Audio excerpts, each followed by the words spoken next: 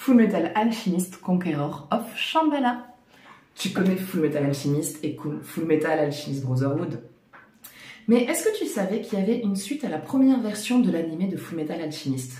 Comme on sait, Fullmetal Alchemist a commencé et s'est terminé avant que la série de Fullmetal Alchemist Brotherhood version bouquin se termine. Donc une fin alternative à la réelle série a été faite.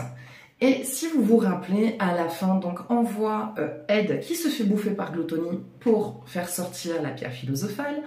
Et Alphonse, non, c'est Alphonse qui se fait bouffer et Ed qui s'est fait tuer par Vrat, par Envy.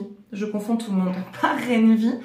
Et donc, du coup, Alphonse se sacrifie pour son frère, mais sauf que quand son frère revient, Alphonse n'est plus là et donc lui aussi se sacrifie. Et à la fin, en fait, on retrouve Edward dans notre monde et Alphonse dans le sien, mais qui a perdu les 4 années de voyage avec son grand frère, et tout le monde se retrouve séparé. Et bien, il y a une suite à ça, en film, qui s'appelle Conqueror of Shambhala. Et elle est géniale. On retrouve des personnages emblématiques. Déjà, on y retrouve Gluttony, on y retrouve Envy, on y retrouve Vrat, on retrouve Oenheim le lumineux aussi également, donc le père de Ed et de Alphonse. Et donc, Edward est dans notre monde et essaye de trouver un moyen de pouvoir retourner dans le sien.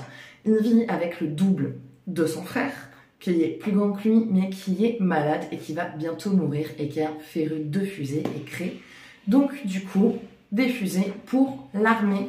Et l'armée, il y a une compagnie secrète qui connaît le passage vers l'autre monde et qui essaie d'ouvrir les portes pour pouvoir récupérer les capacités qu'il y a dans le monde de Ed et de Alphonse. Et donc une grande quête se fait et tout le monde essaye. Donc Alphonse essaye de retrouver son grand frère qu'il voit en rêve et Edward essaye de traverser la porte pour revenir dans son monde.